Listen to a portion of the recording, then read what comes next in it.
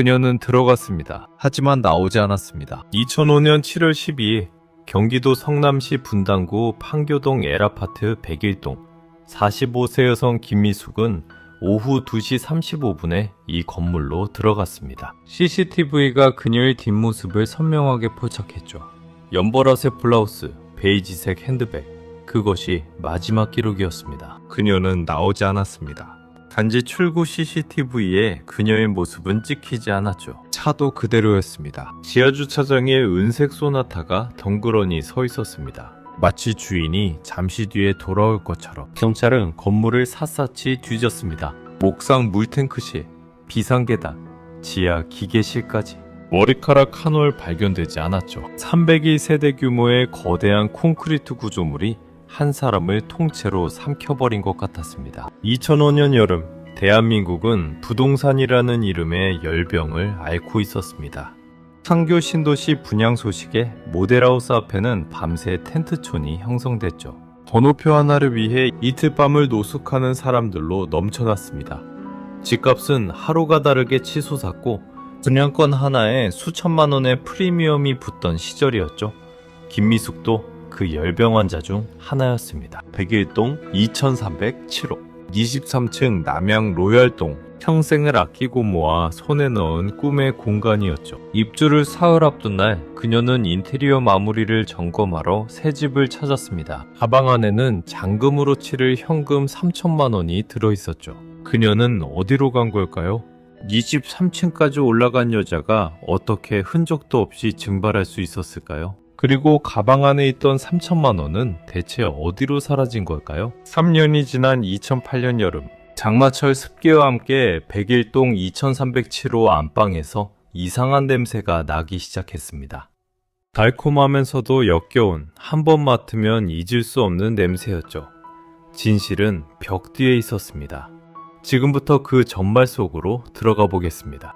오늘의 이야기 시작 전에 잠시만요. 구독과 좋아요를 눌러주시면 영상 제작에 큰 힘이 됩니다. 여기는 남겨진 기억들입니다. 2005년 7월 12일 화요일 오전 11시 김미숙은 거실 장롱 서랍에서 갈색 봉투를 꺼냈습니다. 안에는 5만원권 다발이 빼곡했죠.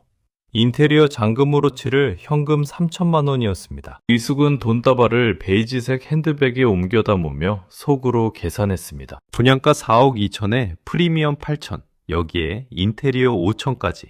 평생 모은 돈에 대출까지 끌어다 부은 금액이었죠. 남편 박정호는 출근 준비를 하며 아내에게 물었습니다. 어디 가느냐고 말이죠. 미숙은 새 아파트에 가서 인테리어 마무리 점검하고 오겠다고 대답했습니다. 정호는 고개를 끄덕이며 조심히 다녀오라고 했죠. 대출이자 걱정이 목까지 차올랐지만 꿀꺽 삼켰습니다. 아내가 얼마나 이 집을 원했는지 알고 있었으니까요. 미숙이 현관문을 나선 시각은 낮 12시 47분이었습니다. 연보라색 블라우스에 베이지색 치마, 어깨에는 현금이 든 핸드백을 맸죠. 그것이 남편이 본 아내의 마지막 모습이었습니다. 판교까지는 차로 40분 거리였습니다. 미숙은 은색 소나타를 몰고 분당 내곡간 도로를 타고 남쪽으로 내려갔습니다. 운전대를 잡은 그녀의 머릿속은 복잡했죠. 오늘 인테리어 업자에게 잔금을 줘야 하는데 마감 상태가 마음에 안 들면 깎아볼 생각이었습니다. 요즘 자금 사정이 빠듯했거든요. 다른 분양권에 묶인 돈이 아직 안 풀렸으니까요. 차 안에서 전화벨이 울렸습니다. 인테리어 업자 최태영이었죠. 오늘 현장에서 보자는 내용이었습니다. 미숙은 2시쯤 도착한다고 대답하고 끊었습니다. 잠시 후 또 전화가 왔습니다. 이번 통화는 7분 23초나 이어졌죠. 미숙의 목소리가 낮아졌고 말투가 조심스러워졌습니다. 남편에게는 절대 할 수 없는 종류의 대화였습니다. 아파트 단지에 도착한 건 오후 2시 17분이었습니다. 미숙은 지하주차장으로 내려가 지하 2층 구석에 차를 세웠습니다. 아직 입주 전이라 주차장은 텅 비어 있었죠. 그녀의 소나타만 덩그러니 놓여 있었습니다. 엘리베이터를 타고 23층에 내렸습니다. 복도는 조용했죠. 발걸음 소리만 콘크리트 벽에 울렸습니다. 2307호 앞에 섰을 때 현관문은 이미 열려 있었습니다. 안에서 인테리어 업자 최태영이 작업 중이었기 때문이죠. 42살의 최태영은 판교 일대에서 실력 있는 업자로 통했습니다. 하지만 최근 몇 달간 사정이 좋지 않았죠. 하청업체 대금 지급이 밀려 있었고 사채까지 끌어다 쓴 상태였습니다. 이 현장에 잔금 3천만 원을 받아야 급한 불을 끌 수 있었죠. 미숙은 집안을 둘러보기 시작했습니다. 거실의 체리색 몰딩은 깔끔하게 마무리되어 있었죠. 주방 싱크대와 빌트인 가전도 제자리에 들어가 있었습니다. 문제는 안방이었습니다. 붙박이장 옆 벽면 마감이 고르지 않았죠. 울퉁불퉁한 부분이 눈에 띄었습니다. 미숙이 지적하자 최태영의 표정이 굳었습니다. 저 부분은 구조상 공간이 좀 뜨는 곳인데 서비스로 석고보드 덧대서 마감해드리겠다고 했죠. 말투가 급했습니다. 미숙은 그보다 먼저 잔금 얘기부터 하자고 했습니다. 하지만 마감 상태를 보니 전액 지급은 어렵겠다고 덧붙였죠. 최태영의 눈빛이 흔들렸습니다. 계약대로 해달라고 했죠. 목소리가 높아졌습니다. 이번 달 안에 돈이 안 들어오면 자신도 망한다고 했습니다. 두 사람의 대화는 점점 언쟁으로 번졌죠. 텅 빈 아파트에 날카로운 목소리가 울려 퍼졌지만 들을 사람은 아무도 없었습니다. 300세대 규모의 거대한 건물에 그날 있던 사람은 딱 2명뿐이었으니까요. 오후 3시 12분 미숙의 휴대폰에서 마지막 발신 기록이 찍혔습니다. 수신자는 공인중개사 송기철이었죠. 통화 시간은 47초. 이후 그녀의 전화기는 꺼졌습니다. 최태영은 오후 5시쯤 현장을 나섰다고 나중에 진술했습니다. 미숙은 그때 안방에서 통화 중이었고 자신이 먼저 나왔다고 했죠. 하지만 백일동 현관 CCTV에는 오후 5시 3분 최태영이 나가는 모습만 찍혀 있었습니다. 그리고 그 이후로 그날 저녁까지 백일동을 빠져나간 사람은 단 한 명도 없었죠. 23층으로 올라간 여자, 그녀는 대체 어디로 사라진 걸까요? 그날 밤 10시, 박정호 씨는 아내의 휴대폰으로 12번째 전화를 걸었습니다. 전원이 꺼져 연결되지 않는다는 안내 멘트만 흘러나왔죠. 박정호 씨의 손이 떨리기 시작했습니다. 밤 11시 24분, 박정호 씨는 분당경찰서에 실종 신고를 접수했습니다. 아내가 오후에 판교 새 아파트에 간다고 나갔는데 저녁이 되도록 연락이 안 된다고요. 경찰의 첫 반응은 미지근했습니다.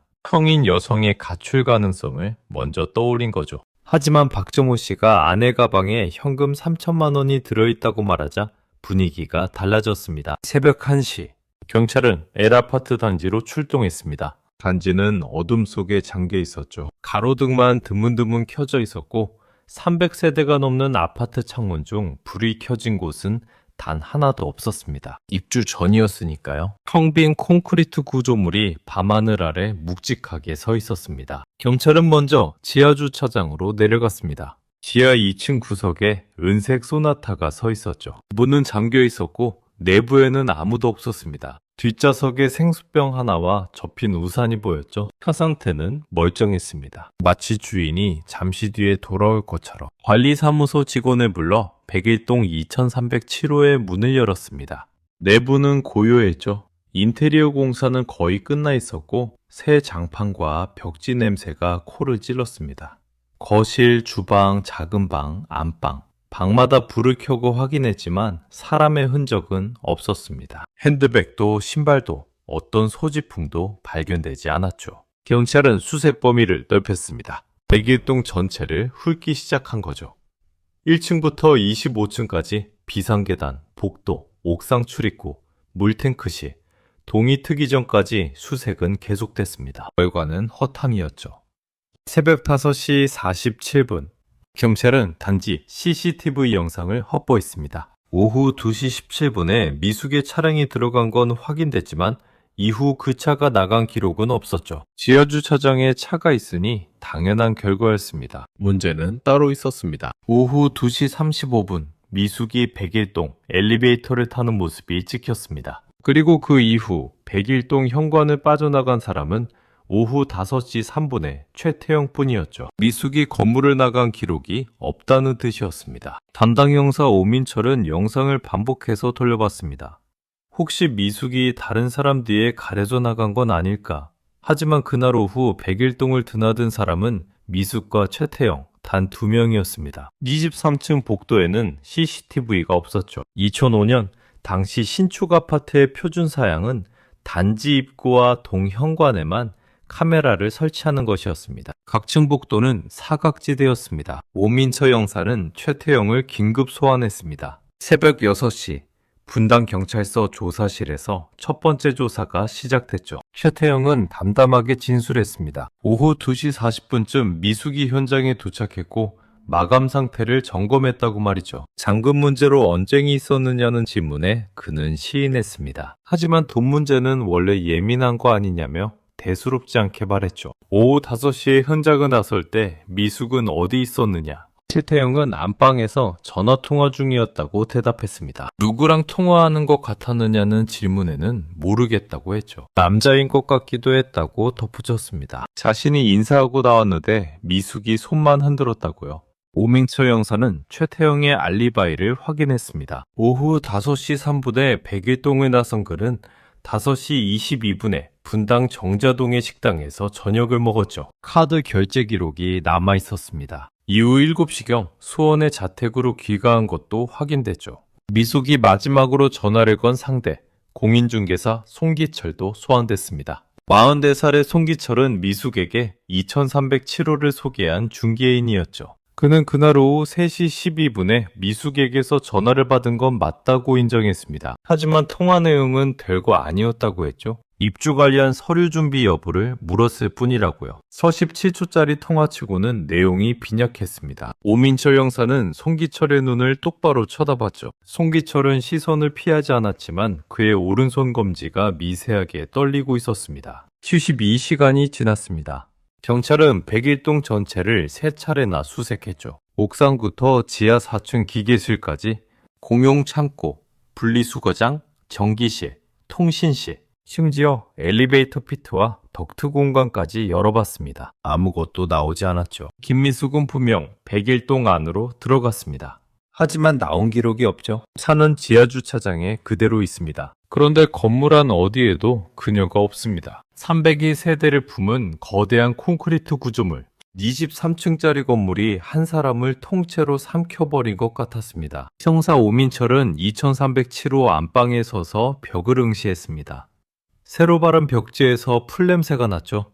붙박이장 옆 벽면 마감이 유독 새하얗게 빛나고 있었습니다. 다른 벽면은 시공한 지 몇 주 된 것처럼 약간의 얼룩이 있었는데 그 부분만 너무 깨끗했죠. 마치 어제 막 마감한 것처럼. 왜 그 벽면만 유독 새로웠을까요? 오민철 형사는 아직 그 답을 알지 못했습니다. 그리고 그 답을 알게 되기까지 3년이라는 시간이 필요했죠. 사건 발생 2주 후 수사는 진전이 없었습니다. 오민철 형사는 내일 아침 사건 파일을 펼쳤습니다. CCTV 영상, 통화 기록, 참고인 진술서 수십 번을 읽어도 답은 보이지 않았죠. 미숙은 백일동으로 들어갔고 나오지 않았습니다. 그런데 건물 어디에도 없습니다. 물리적으로 불가능한 일이었죠. 최태영에 대한 추가 조사가 진행됐습니다. 그 재정 상태는 예상보다 심각했죠. 하청업체에 밀린 대금이 8천만 원, 사채까지 끌어다 쓴 상태였습니다. 미숙에게 받을 잔금 3천만 원은 그에게 생명줄과 같았죠. 오민철 형사는 최태영을 다시 불렀습니다. 왜 그렇게 급하게 잔금을 원했느냐고 물었죠. 최태영은 한숨을 쉬며 대답했습니다. 사업이 좀 어려웠다고요? 그날도 미숙에게 제발 약속대로 해달라고 부탁했다고 했습니다. 하지만 미숙이 마감 상태를 트집 잡으며 깎으려고 해서 원성이 높아졌다고 인정했죠. 그런데 결국 돈은 받았느냐? 최태영은 고개를 저었습니다. 못 받았다고요? 미숙이 생각해보겠다고 하더니 전화를 받으러 안방으로 들어갔고 자신은 그냥 나왔다고 했습니다. 화가 났지만 어쩔 수 없었다고 덧붙였죠. 오민철 형사는 최태영의 진술을 믿지 않았습니다. 하지만 증거가 없었죠. 최태영이 5시에 건물을 나선 것은 CCTV로 확인됐고 이후 알리바이도 성립했습니다. 결정적으로 미숙의 흔적 자체가 발견되지 않았죠. 시신도, 소지품도, 핸드백에 있던 3천만 원도. 수사는 다른 방향으로 틀었습니다. 미숙의 통화 기록 전체를 분석한 결과 흥미로운 패턴이 발견됐죠. 지난 6개월간 그녀가 가장 많이 통화한 상대는 남편이 아니었습니다. 오민중개사 송기철이었죠. 하루에 서너 번, 많을 때는 6번까지. 통화 시간도 짧으면 3분, 길면 40분이 넘었습니다. 오민철 영사는 송기철을 다시 소환했습니다. 이번에는 분위기가 달랐죠. 김미숙 씨와 어떤 사이였습니까? 송기철은 처음에는 그냥 고객이라고 했습니다. 부동산 거래가 많다 보니 연락이 잦았을 뿐이라고요. 오민철 영사는 통화 기록을 테이블 위에 펼쳤습니다. 새벽 1시에 40분짜리 통화를 하는 고객이 있느냐고 물었죠. 송기철의 얼굴이 창백해졌습니다. 그는 한참을 침묵했죠. 그리고 입을 열었습니다. 애연관계였습니다. 송기철의 고백은 계속됐습니다. 2년 전 미숙이 분양권 상담을 받으러 왔을 때 처음 만났다고 했죠. 처음엔 순수하게 사업적인 관계였는데 어느 순간 선을 넘었다고요. 미숙은 남편에게서 받지 못하는 무언가를 자신에게서 찾았다고 했습니다. 그게 뭐였느냐고 묻자 송기철은 대답했죠. 인정이라고. 미숙은 평생 악착같이 살았는데 남편은 그걸 당연하게 여겼다고요. 자신은 미숙의 노력을 알아줬고 그게 시작이었다고 했습니다. 내연 관계만이 아니었습니다. 둘은 사업 파트너이기도 했죠. 분양권 불법 전매, 일명 떴다방 영업을 함께 해왔던 겁니다. 미숙이 자금을 대고 송기철이 매물을 구해 대파는 방식이었죠. 지난 2년간 적지 않은 수익을 올렸다고 했습니다. 차 안에서의 7분 23초 통화. 그 상대가 송기철이었습니다. 둘은 다음 투자건에 대해 이야기를 나눴죠. 남편 몰래 운전 중에 낮은 목소리로. 오민철 형사의 눈이 날카로워졌습니다. 그 수익은 어디 있느냐고 물었죠. 송기철은 대부분 다시 투자했다고 대답했습니다. 미숙 명의로 분양권을 더 사들였다고요? 현재 미숙 명의의 분양권이 3건 더 있다고 했습니다. 미숙의 남편 박정우는 이 사실을 전혀 몰랐습니다. 경찰에게서 아내의 내연관계와 불법 투기 사실을 전해 들었을 때 그는 한동안 말을 잇지 못했죠. 15년을 함께 산 여자가 낯선 사람처럼 느껴졌다고 나중에 진술했습니다. 배신감보다 혼란이 컸다고요. 대체 뭐가 진짜였는지 모르겠다고 했습니다. 수사의 초점이 송기철에게 옮겨갔습니다. 그에게는 미숙을 해칠 동기가 있었죠. 불법 전매 공모 사실이 드러나면 중개사 자격이 날아가고 형사처벌까지 받을 수 있었으니까요. 미숙이 사라지면 유일한 증인이 없어지는 셈이었습니다. 하지만 송기철의 알리바이는 철벽이었습니다. 7월 12일 오후 2시부터 6시까지 그는 동탄에 다른 현장이 있었죠. 계약 미팅이 있었고 동행한 고객 2명이 이를 증언했습니다. 미숙에게서 3시 12분에 전화가 왔을 때도 그는 동탄에 있었죠. 통화 시간 47초. 미숙은 인테리어 업자랑 마감 문제로 실랑이 중이라며 짜증을 냈다고 합니다. 송기철이 거기 가줄까 했더니 미숙이 괜찮다고 했다고요? 자기가 처리하겠다고. 그게 마지막이었죠. 송기철의 눈이 붉어졌습니다. 연기인지 진심인지 판단하기 어려웠습니다. 3개월이 흘렀습니다. 수사는 미궁에 빠졌죠. 유력한 용의자는 2명이었지만 둘 다 결정적 증거가 없었습니다. 최태영은 마지막으로 미숙을 본 사람이었지만 알리바이가 성립했고 송기철은 동기는 있었지만 현장이 없었죠. 여론은 점점 단순 가출이나 잠적으로 기울었습니다. 불법 투기 사실이 드러났으니 도주한 거 아니냐는 시선이 있었죠. 남편 몰래 내연남과 새 삶을 시작한 거라는 추측도 있었습니다. 미숙의 가족들은 그런 시선과 싸워야 했죠. 남편 박정우는 매주 분당경찰서를 찾았습니다. 수사 진행 상황을 물었죠. 오민철 형사는 그를 마주할 때마다 무력감을 느꼈습니다. 드릴 말씀이 없다는 대답을 반복해야 했으니까요. 백일동 2307호는 그의 가을 새 주인에게 넘어갔습니다. 미숙명이었지만 분양대금 연체로 계약이 해지됐고 시행사가 다른 입주자를 배정했죠. 실종자의 집에 세 가족이 들어왔습니다. 그들은 그 집에서 무슨 일이 있었는지 알지 못했습니다. 형사 오민철은 사건을 잊지 못했습니다. 파일을 덮으면서도 계속 생각했죠. 미숙은 분명 그 건물 안에 있습니다. 어딘가에. 하지만 어디에? 그는 마지막으로 봤던 2307호 안방의 벽면을 떠올렸습니다. 새하얗게 빛나던 마감. 다른 곳과 달리 너무 깨끗했던 그 부분. 하지만 벽은 기억하고 있었습니다. 그 안에 무엇이 숨겨져 있는지를. 3년이라는 시간이 흘렀습니다. 2005년의 뜨거운 여름은 2008년의 또 다른 여름으로 이어졌죠. 판교는 완전히 달라져 있었습니다. 3년 전 텅 빈 콘크리트 구조물이었던 곳에 이제 수천 명의 사람들이 살고 있었죠. 아이들의 웃음소리가 놀이터에 울렸고 단지 한 상가에는 커피숍과 학원이 들어섰습니다. 김미숙의 실종 사건을 기억하는 주민은 거의 없었습니다. 백일동 2307호에는 세 가족이 살고 있었습니다. 서동혁 40세, 아내 이정은 38세, 그리고 초등학생 아들 하나. 2005년 가을에 입주해서 3년째 살고 있었죠. 행복한 가정이었습니다. 적어도 그해 여름까지는 문제는 장마철에 시작됐습니다. 7월 초 비가 열흘째 이어지던 어느 날이었습니다. 정우는 안방에서 이상한 냄새를 맡았습니다. 처음엔 장마철 습기 때문에 어디선가 곰팡이가 핀 줄 알았죠. 환기를 시켜봤습니다. 창문을 활짝 열고 선풍기를 틀었죠. 냄새는 사라지지 않았습니다. 오히려 날이 갈수록 짙어졌죠. 달콤하면서도 역겨운 냄새였습니다. 코를 찌르는데 묘하게 끈적한 느낌이 있었죠. 정우는 그 냄새를 어디서 맡았는지 기억해내려 했지만 떠오르지 않았습니다. 다만 본능적으로 불쾌했고 두려웠죠. 맡으면 안 되는 냄새 같았습니다. 나쁜 냄새, 불길한 냄새. 동혁은 냄새의 근원을 찾아 헤맸습니다. 화장실 배수구를 점검했지만 문제가 없었죠. 에어컨 필터를 갈았습니다. 그래도 냄새가 났죠. 싱크대 아래 배관도 확인했습니다. 멀쩡했습니다.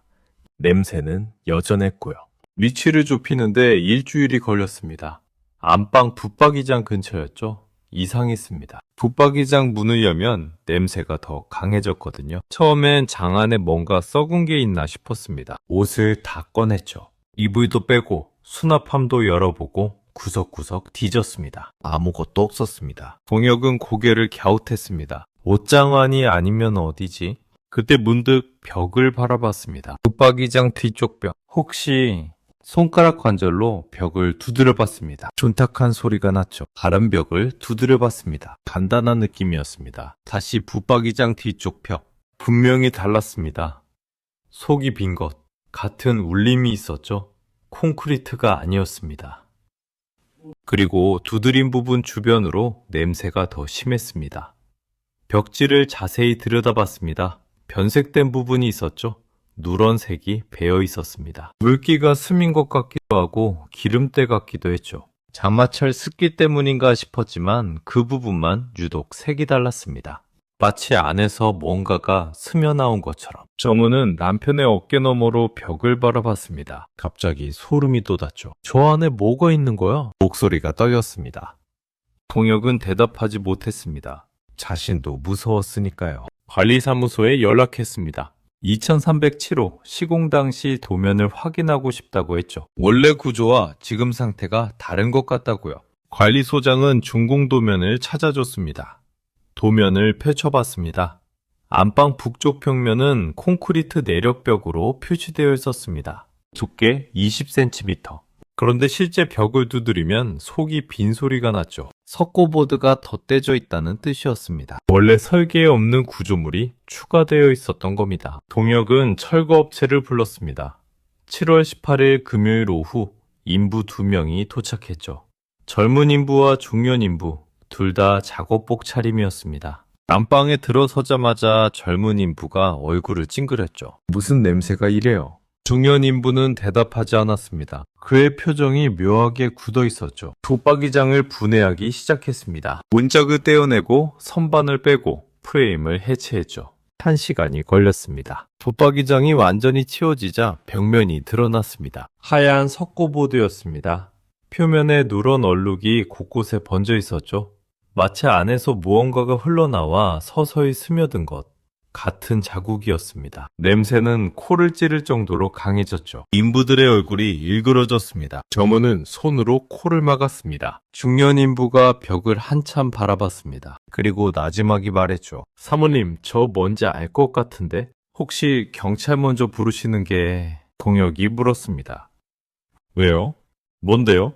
중년 인부가 대답했습니다. 저 냄새 예전에 맡아본 적 있어요. 철거 현장에서 목소리가 낮아졌습니다. 그때도 벽 뒤에서 났거든요. 잠시 침묵이 흘렀습니다. 정은의 얼굴이 하얘졌죠. 동혁이 입을 열었습니다. 일단 열어봐요.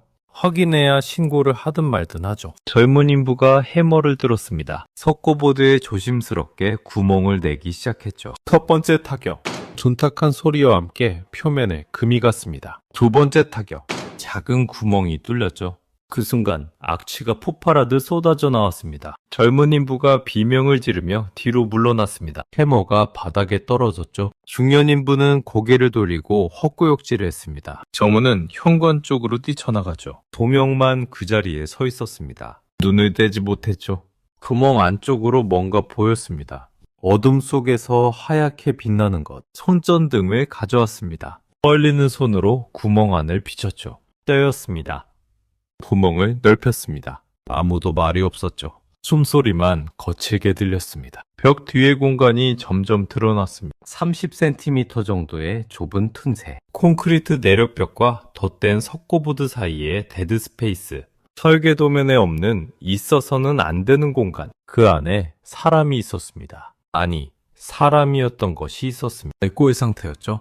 살은 모두 부패해 사라졌고 뼈만 남아 있었습니다. 웅크린 자세로 서 있었죠. 좁은 공간에 밀어넣어진 채 그대로 굳어버린 것 같았습니다. 두개골은 아래를 향하고 있었고 두 팔은 앞으로 뻗어 있었죠. 마지막까지 벽을 밀어내려 했던 것처럼, 나가려고 발버둥 쳤던 것처럼. 정우는 현관에서 울고 있었습니다. 동혁은 떨리는 손으로 휴대폰을 꺼내 112를 눌렀죠. 목소리가 나오지 않았습니다. 몇 번을 삼키고 나서야 겨우 말할 수 있었죠. 시신이 나왔어요. 벽 뒤에서 사람 뼈가요. 3년이었습니다. 김미숙은 3년 동안 그 벽 뒤에 있었습니다. 자신이 그토록 원했던 새 아파트, 입주를 사흘 앞두고 찾아왔던 그 안방의 벽 속에 세 가족이 그 방에서 잠을 자고 아침을 맞고 일상을 보내는 동안 불과 30cm 뒤에서 아이가 뛰어다니고 부부가 대화를 나누는 소리를 들으며, 아니, 들을 수 있었다면 들으며, 둔당 경찰서에 연락이 왔을 때 형사 오민철은 자리에서 벌떡 일어났습니다. 3년 전 기억이 번개처럼 스쳤죠. 새하얀 벽면, 다른 곳과 달리 너무 깨끗했던 그 마감, 어제 막 시공한 것처럼 보였던 그 부분. 왜 그때 벽을 뜯어보지 않았을까? 그는 달렸습니다. 현장에 도착한 오민철 형사는 벽 뒤의 공간을 들여다봤습니다. 백골 옆에 베이지색 가죽 조각이 보였죠. 사가서 형체를 알아보기 어려웠지만 핸드백이었습니다. 그 안에 뭉텅이로 뭉쳐진 종이 더미가 있었죠. 부패에게 젖어 눅눅했지만 무늬는 알아볼 수 있었습니다. 5만원권이었습니다. 오민철 형사는 중얼거렸습니다. 3천만 원? 그 돈이 여기 있었군요. 미숙은 돈을 빼앗기지 않았습니다. 현금을 든 채로 숨졌고 그 상태로 벽 속에 묻혔죠. 범인은 돈이 목적이 아니었다는 뜻이었습니다. 그렇다면 뭐였을까요? 오민철 형사의 머릿속에 한 남자의 얼굴이 떠올랐습니다. 금전적 압박에 시달리던 42살의 인테리어 업자. 그날 현장에 마지막까지 있었던 사람. 정면 마감이 좀 덜 됐는데 서비스로 메워드리겠다고 했던 남자. 최태영. 그는 지금 어디에 있을까요? 2008년 7월 19일 토요일 오전 9시 국립과학수사연구원에서 신원 확인 결과가 나왔습니다. DNA 대조 결과 101동 2307호 벽 뒤에서 발견된 백골 시신은 김미숙 본인이었죠. 치아 기록과 유전자 모두 일치했습니다. 3년간의 실종이 끝났습니다. 가장 비극적인 방식으로. 오민철 형사는 그 소식을 듣고 담배를 물었습니다. 손이 떨렸죠. 3년 전 자신이 2307호 안방에 서 있었을 때 미숙은 불과 30cm 떨어진 벽 뒤에 있었습니다. 어쩌면 아직 숨이 붙어 있었을 수도 있죠. 그때 벽을 뜯어봤더라면. 자책이 밀려왔지만 지금은 나중으로 미뤘습니다. 범인을 잡아야 했으니까요. 최태영의 소재 파악이 시작됐습니다. 그는 2006년 초에 사업을 정리하고 경기도 용인으로 이사했죠. 현재는 소규모 건설 현장에서 일용직으로 일하고 있었습니다. 도주하지 않았죠. 오히려 평범하게 살고 있었습니다. 결혼도 했고 아이도 생겼습니다. 마치 아무 일도 없었던 것처럼. 7월 19일 오후 3시 최태영은 용인의 한 공사 현장에서 체포됐습니다. 작업복 차림에 안전모를 쓴 채였습니다. 형사들이 신분을 밝히자 그는 저항하지 않았죠. 다만 손에 들고 있던 공구가 바닥에 떨어졌습니다. 무슨 일이냐고 물었지만 그의 얼굴은 이미 회색빛으로 변해 있었죠. 알고 있는 눈이었습니다. 언젠가 이 순간이 올 거라는 걸. 분당경찰서 조사실. 오민철 형사는 최태영과 마주 앉았습니다. 3년 만에 재회했죠. 형광등 불빛 아래 두 남자가 테이블을 사이에 두고 서로를 바라봤습니다. 오민철 형사가 먼저 입을 열었습니다. 101동 2307호 안방 벽 뒤에서 시신이 발견됐다고요. 최태영 씨, 뭔지 아시겠습니까? 최태영은 고개를 저었습니다. 모르겠다고 했죠. 3년 전 일인데 기억이 안 난다고요? 목소리가 떨리고 있었습니다. 오민철 형사는 서류 봉투에서 사진 한 장을 꺼냈습니다. 벽 뒤에서 발견된 백골 사진이었죠. 테이블 위에 천천히 내려놓았습니다. 최태영의 시선이 사진에 닿았습니다. 그리고 고개를 돌렸죠. 얼굴이 일그러졌습니다. 오민철 형사는 말했습니다. 김미숙 씨입니다. DNA 확인됐고요. 그리고 흥미로운 게 있어요. 시신이 발견된 그 공간, 원래 설계에 없는 공간이더라고요. 누군가 석고보드로 급하게 막았던데 그런 작업을 할 수 있는 사람이 누가 있을까요? 최태영은 대답하지 않았습니다. 테이블 아래에서 그의 손이 무릎을 꽉 쥐고 있었죠. 손등에 핏줄이 도드라졌습니다. 오민철 형사는 두 번째 사진을 꺼냈습니다. 3년 전 CCTV 캡처 화면이었죠. 오후 5시 3분, 101동 현관에 나서는 최태영의 뒷모습. 그날 그 건물을 마지막으로 나온 사람이 당신이에요. 미숙 씨는 나간 기록이 없고요. 그 말은 당신이 나올 때 미숙 씨는 아직 건물 안에 있었다는 뜻이죠. 아니, 정확히는 벽 안에. 최태영의 입술이 파르르 떨렸습니다. 우연의 일치라고 했죠. 자신이 나올 때 미숙은 안방에서 전화 중이었다고요. 3년 전에 한 말을 똑같이 반복했습니다. 오민철 형사는 세 번째 사진을 꺼냈습니다. 시신 옆에서 발견된 사과 빠진 가방. 그 안에 뭉쳐있던 지폐더미. 3천만 원이요. 그대로 있더라고요. 한 장도 안 빠지고. 최태영 씨, 그때 하청업체 대금 못 줘서 고소당할 판이었죠. 그 돈이면 급한 불 끌 수 있었을 텐데 왜 안 가져갔을까요? 최태영의 눈이 흔들렸습니다. 입술을 깨물었죠. 오민철 형사는 기다렸습니다. 서두르지 않았죠. 3년을 기다렸는데 몇 분쯤이야. 조사실에 침묵이 내려앉았습니다. 형광등이 미세하게 깜빡했죠. 시계 초침 소리만 규칙적으로 울렸습니다. 30초, 1분, 2분. 최태영의 어깨가 떨리기 시작했습니다. 처음엔 미세하게, 그러다 점점 크게. 숨소리가 거칠어졌죠. 그의 눈에서 눈물이 흘러내렸습니다. 소리 없이 테이블 위로 뚝뚝 떨어졌죠. 그리고 마침내 입을 열었습니다. 알고 있습니다. 제가 그랬습니다. 3년 동안 하루도 안 잊은 날이 없습니다. 가백이 시작됐습니다. 최태영의 진술에 따르면 그날 오후의 상황은 이랬습니다. 2005년 7월 12일 그는 2307호에서 마감 작업 중이었죠. 미숙이 도착한 건 오후 2시 40분쯤이었습니다. 현관문이 열리고 하이힐 소리가 복도에 울렸죠. 처음엔 분위기가 나쁘지 않았습니다. 미숙이 집안을 둘러보며 만족스러워했으니까요.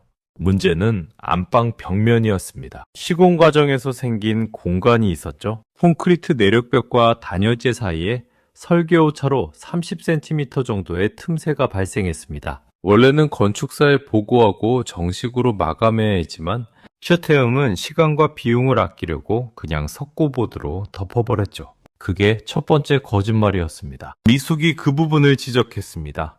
왜 여기만 울퉁불퉁하냐고요? 다른 집들 인테리어도 많이 봤는데 이런 데는 처음 본다고 했다고 했습니다. 최태영은 원래 그런 거라고 둘러댔습니다. 서비스로 깔끔하게 마감해드리겠다고요. 하지만 미숙은 믿지 않았죠. 하자 아니냐고 따지기 시작했습니다. 이거 나중에 문제되면 책임질 거냐고요. 최태영의 속이 다 들어갔습니다. 그 돈이 없으면 이번 달을 넘기지 못했죠. 하청업체에서 고소하겠다고 으름장을 놓고 있었고 사채업자들은 매일 전화했습니다. 아내에게도 숨긴 빚이었죠. 전날 밤에도 협박 문자가 왔습니다. 이번 주 안에 안 갚으면 집에 찾아가겠다고. 제발 오늘 주셔야 합니다. 최태영은 사정했죠. 무릎까지 꿇었다고 했습니다. 제발요. 사정이 급합니다. 다음 주까지만 기다려주시면 하자 처리 다 해드릴게요. 하지만 미숙은 단호했습니다. 주정대로 하자 처리 먼저 하라고 했죠. 그러면서 핸드백에서 현금 봉투를 꺼내 흔들었습니다. 여기다 있어요. 3천만 원. 근데 이 상태론 못 줘요. 먼저 고치고 오세요. 그 순간 최태영의 머릿속이 하얘졌습니다. 3천만 원. 바로 눈앞에 손만 뻗으면 닿는 거리에. 그런데 못 받는다고. 고작 벽면 마감 때문에? 그 돈이면 당장 급한 빚을 막을 수 있는데, 아내한테 들키지 않을 수 있는데, 다 끝낼 수 있는데. 그의 손이 미숙의 목 쪽으로 향했습니다. 자신도 모르게 손이 올라갔다고 했죠. 미숙의 눈이 커졌습니다. 비명을 지르려 했지만 목이 눌려 소리가 나오지 않았죠. 손톱으로 최태영의 팔을 할퀴었습니다. 발버둥 쳤죠. 하지만 체격 차이가 컸습니다. 최태영은 그 순간에 또렷이 기억한다고 했습니다. 미숙의 눈이 점점 풀려가는 게 보였다고요. 처음엔 공포, 그 다음엔 원망, 마지막엔 체념, 그리고 아무것도 없는 눈이 됐다. 그 눈이 3년 동안 매일 밤 꿈에 나왔다고 했습니다. 얼마나 지났을까요? 미숙의 몸이 축 늘어졌습니다. 최태영은 손을 떼고 뒤로 물러났죠. 심장이 터질 것 같았습니다. 자신이 뭘 한 건지 믿기지 않았죠. 미숙은 바닥에 쓰러져 움직이지 않았습니다. 살았나 죽었나 확인해 봤느냐고 오민철 형사가 물었습니다. 최태영은 고개를 저었죠. 못했다고요. 너무 무서웠다고. 손이 떨려서 만질 수가 없었다고 했습니다. 텅 빈 아파트에 고요가 내려앉았습니다. 300세대짜리 건물에 산 사람은 자신뿐이었죠. 죽은 사람 하나와 함께 최태영은 바닥에 주저앉아 한참을 멍하니 있었다고 했습니다. 머릿속이 하였다고요. 아무 생각도 안 났다고. 그때 그의 눈에 벽이 들어왔습니다. 아까 미숙이 지적했던 그 벽. 석고보드 뒤에 빈 공간, 30cm의 틈새, 사람 하나가 들어갈 수 있겠다는 생각이 들었습니다. 최태영은 미숙의 몸을 끌어 그 공간에 밀어 넣었습니다. 쉽지 않았죠? 공간이 좁아서 억지로 부겨 넣어야 했습니다. 미숙의 몸은 아직 따뜻했다고 했습니다. 그 온기가 손에 느껴질 때마다 토할 것 같았다고요. 하지만 멈출 수 없었죠? 멈추면 끝이니까 핸드백도 함께 밀어 넣었습니다. 현금 3천만 원이 든 가방을 본이 눈에 들어오지 않았다고 했죠. 그저 모든 흔적을 없애야 한다는 생각뿐이었다고요. 아이러니했습니다. 그 돈 때문에 사람을 죽였는데 정작 돈은 가져가지 않았으니까요. 그리고 벽을 막았습니다. 인테리어 업자로서의 기술이 동원됐죠. 석고보드를 덧대고 퍼티로 이음새를 메우고 페인트를 칠했습니다. 손이 떨려서 작업이 힘들었다고 했습니다. 페인트가 자꾸 흘렀죠. 닦아내고 다시 바르고 혼자서 2시간 만에 해낸 작업이었습니다. 마감을 끝내고 물러서서 벽을 바라봤습니다. 새하얀 벽면, 아무 일도 없었던 것처럼 깨끗했죠. 하지만 최태영은 알고 있었습니다. 저 30cm 뒤에 뭐가 있는지를. 현장에 나선 건 오후 5시가 다 되어서였습니다. 평소처럼 건물을 나섰죠. CCTV에 찍힐 것을 알았지만 어차피 자신은 거기서 일하던 사람이었습니다. 나가는 게 이상할 건 없었죠. 네 집 3층 복도에는 카메라가 없다는 것도 알고 있었습니다. 엘리베이터를 타고 내려오는 동안 심장이 귀에서 뛸 정도로 뛰었습니다. 하지만 표정은 관리했죠. 일 끝내고 퇴근하는 평범한 인테리어 업자처럼. 정자동 식당에서 밥을 먹었습니다. 손이 떨려서 숟가락질이 힘들었지만 억지로 삼켰죠. 일상적인 행동을 해야 했으니까요. 국밥 한 그릇을 다 비우는데 40분이 걸렸습니다. 맛은 하나도 모르겠더라고요. 그냥 씹고 삼키는 동작을 반복했다고 했습니다. 그날 밤 집에 돌아와서 샤워를 했습니다. 물이 배수구로 빠져나가는 걸 멍하니 바라봤다고 했죠. 손을 아무리 씻어도 그 느낌이 안 지워졌다고 합니다. 따뜻했던 체온, 축 늘어지던 몸, 풀려가던 눈동자, 그리고 그때부터 악몽이 시작됐습니다. 매일 밤 벽이 나왔습니다. 하얀 벽 뒤에서 손톱으로 긁는 소리가 들렸죠. 사각사각. 처음엔 작게, 그러다 점점 크게. 미숙이 살아서 빠져나오려고 발버둥 치는 꿈이었습니다. 잠에서 깰 때마다 온몸이 땀에 젖어 있었죠. 아내가 왜 그러냐고 물으면 그냥 악몽 꿨다고 둘러댔습니다. 3년 동안 거의 매일 밤. 경찰 조사를 받을 때는 심장이 터질 것 같았습니다. 하지만 들키지 않았죠. 알리바이가 성립했고 시신이 발견되지 않았으니까요. 수사가 잠잠해지고 시간이 지나면서 그는 점점 안심하게 됐습니다. 들키지 않을 거라고 믿기 시작했죠. 사업을 정리하고 이사를 가고 새 출발을 했습니다. 결혼도 하고 아이도 낳았죠. 평범한 삶을 살았습니다. 낮에는요. 하지만 밤은 달랐습니다. 잠마철만 되면 그 집 생각이 났다고 했죠. 습기가 차면 냄새가 날 텐데 언젠가 누군가 벽을 뜯게 될 텐데 그 생각이 매년 여름마다 그를 괴롭혔습니다. 비가 오는 밤이면 잠을 못 잤다고 해요. 벽 뒤에서 긁는 소리가 들리는 것 같아서 결국 그 여름이 왔죠. 3년 만에 최태영은 울고 있었습니다. 소리 없이 눈물만 흘렸죠. 잡혀서 다행이라고 했습니다. 이제 끝났다고요. 더 이상 그 꿈을 안 꿔도 된다. 오민철 형사는 물었습니다. 왜 돈은 안 가져가느냐고요? 3천만 원이면 급한 빚을 막을 수 있었을 텐데 최태영은 대답했습니다. 그럴 생각을 못했다고요.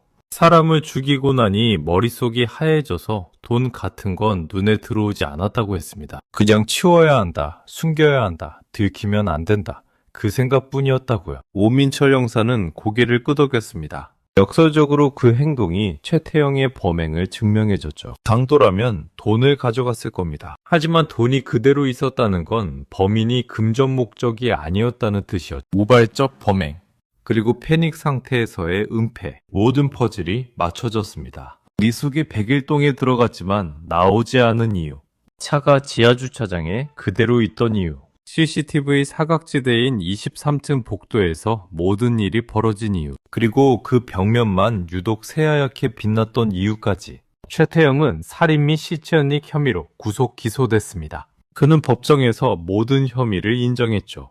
김미숙은 3년 만에 벽 밖으로 나왔습니다. 내 꼴이 된 채 2008년 9월 15일 수원지방법원 제3형사부 최태영에 대한 선고 공판이 열렸습니다. 방청석에는 김미숙의 남편 박정호와 유족들이 앉아 있었죠. 3년간의 기다림이 끝나는 순간이었습니다. 재판부는 피고인에게 징역 15년을 선고했습니다. 판결문에는 이렇게 적혀 있었죠. 피고인은 금전 문제로 인한 우발적 범행이라고 주장하나 범행 후 시신을 은폐하고 3년간 평온한 일상을 유지한 점, 피해자 유족에게 극심한 정신적 고통을 준 점을 고려하여 엄벌에 처한다고요. 최태영은 항소하지 않았습니다. 판결을 받아들인 거죠. 그는 호송차에 오르기 전 방청석을 돌아봤습니다. 박정호와 눈이 마주쳤죠.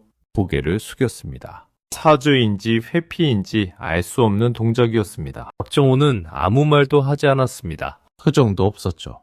3년간의 고통이 얼굴에 새겨져 있었습니다. 분노도 슬픔도 허탈함도 모두 지나간 뒤의 무표정이었죠. 재판이 끝난 뒤 미숙의 장례가 치러졌습니다. 사건 발생 3년 1개월 만이었죠. 백골 상태의 유해는 화장되어 납골당에 안치됐습니다. 그녀가 그토록 원했던 새 아파트 대신 좁은 납골함이 그녀의 마지막 집이 됐죠. 장례식장에서 박정우는 담당 형사 오민철을 만났습니다. 오민철 형사는 고개를 숙였죠. 3년 전에 더 열심히 찾았어야 했다고 했습니다. 벽을 뜯어봤어야 했다고요? 박정호는 고개를 저었습니다. 형사님 잘못이 아니라고 했죠? 누가 벽 뒤를 생각이나 하겠느냐고요. 그리고 덧붙였습니다. 제 잘못이라고. 오민철 형사가 무슨 말이냐고 물었습니다. 박정호가 대답했습니다. 아내가 무슨 생각을 하는지 몰랐다고요. 뭘 원하는지도 몰랐다고 했습니다. 15년을 같이 살았는데 대화를 안 했다고요? 집이 뭐라고? 그깟 집이 뭐라고 사람이 이렇게 되는 건지 모르겠다고 했습니다. 그의 목소리가 갈라졌습니다. 하지만 눈물은 흘리지 않았죠. 이미 다 흘렸을 겁니다. 3년 동안 미숙이 사라진 뒤 박정호의 삶은 무너졌습니다. 아내의 내연관계와 불법 투기 사실이 알려지면서 주변의 시선이 달라졌죠. 동정과 손가락질이 뒤섞였습니다. 회사에서는 집중을 못해 밀려났고 결국 권고사직을 당했죠. 미숙 명의로 된 분양권 3건은 불법 전매로 적발돼 모두 계약 해지됐습니다. 남은 건 대출금과 밀린 이자뿐이었죠. 박정호는 집을 팔고 작은 원룸으로 이사했습니다. 꿈에 그리던 노열층 대신 반지하가 그의 공간이 됐죠. 공인중개사 성기철은 불법 전매 방조 혐의로 기소돼 집행유예를 선고받았습니다. 중개사 자격은 박탈되었습니다. 그는 이후 소식이 끊겼습니다. 어디선가 살고 있겠지만 누구도 찾지 않았습니다. 대길동 2307호의 새 입주민이었던 서동혁 가족은 그해 겨울 이사를 갔습니다. 더 이상 그 집에서 살 수 없었죠. 아들이 매일 밤 악몽을 꿨습니다. 벽에서 손이 나온다고 울었죠. 부부는 집을 시세보다 낮게 내놓았지만 쉽게 팔리지 않았습니다. 그 집에서 무슨 일이 있었는지 모르는 사람이 없었으니까요. 형사 오민철은 그해 말 승진심사에서 탈락했습니다. 3년간 미제 사건을 안고 있었던 게 마이너스 요인으로 작용했죠. 하지만 그는 개의치 않았습니다. 사건을 끝까지 붙잡고 있었던 게 오히려 다행이라고 생각했죠. 포기했더라면 미숙은 영원히 벽 뒤에 갇혀 있었을 테니까요. 오민철 형사는 이후에도 종종 그 집을 생각했습니다. 흰 벽지가 발린 안방, 새장판 냄새, 그리고 그 뒤에 숨겨진 30cm의 어둠. 사람의 욕망과 공포가 만들어낸 있어서는 안 되는 공간. 2009년 봄, L아파트 101동 2307호는 마침내 새 주인을 맞이했습니다. 젊은 신혼부부였죠. 그들은 이 집의 과거를 알고 있었지만 저렴한 가격에 끌려 계약했습니다. 입주 전에 대대적인 인테리어 공사를 했죠. 안방 벽면은 완전히 뜯어내고 새로 시공하기로 했습니다. 공사 첫날 인부들이 석고보드를 걷어냈습니다. 그 뒤에 드러난 콘크리트 내력벽, 오래된 시멘트 표면이 드러나죠. 한 인부가 작업을 멈췄습니다. 뭔가 이상한 게 보였거든요. 흔적이 있었습니다. 손톱으로 긁은 자국이었죠. 콘크리트 표면에 여러 겹으로 겹쳐져 있었습니다. 깊게 파인 곳도 있었고 얕게 스친 곳도 있었죠. 자국의 방향은 모두 같았습니다. 아래에서 위로, 안에서 바깥으로. 무언가를 필사적으로 긁어 열려고 했던 것처럼 인부는 손전등을 비춰봤습니다. 자국 주변에 검붉은 얼룩이 희미하게 남아있었죠. 오래되어 바랜색이었지만 무엇인지 짐작할 수 있었습니다. 누군가 피가 나도록 벽을 긁었던 겁니다. 인부는 한참 동안 그 자국을 바라봤습니다. 30cm의 어둠 속에서 누군가 손톱이 빠져나가도록 벽을 긁었겠죠. 목소리가 나오지 않아 소리 지르지도 못하고 아무도 듣지 못하는 곳에서 얼마나 오래 그랬을까요? 몇 시간, 어쩌면 며칠, 의식이 사라질 때까지. 그 시간 동안 미숙은 무슨 생각을 했을까요? 남편 얼굴이 떠올랐을까요? 살려달라고 빌었을까요? 아니면 그저 이 어둠에서 벗어나고 싶다는 생각뿐이었을까요? 인부는 고개를 돌렸습니다. 더 이상 보고 싶지 않았죠.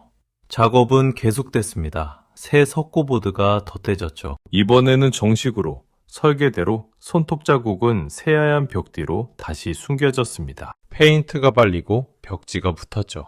벽은 다시 하얘졌습니다. 아무 일도 없었던 것처럼. 김미숙이 그토록 원했던 건 무엇이었을까요? 밤양 로열층 새 아파트.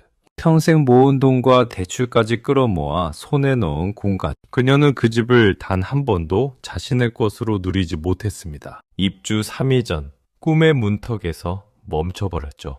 집은 사는 곳일까요? 사는 것일까요? 2005년 대한민국은 그 질문에 미쳐 있었습니다. 너도 나도 집을 사야 했고 오르는 집값을 따라잡아야 했죠.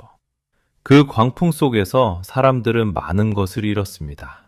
돈을 잃었고 관계를 잃었고 때로는 목숨을 잃었죠. 욕망의 끝에는 무엇이 있을까요? 김미숙의 경우 30cm의 어둠이 있었습니다.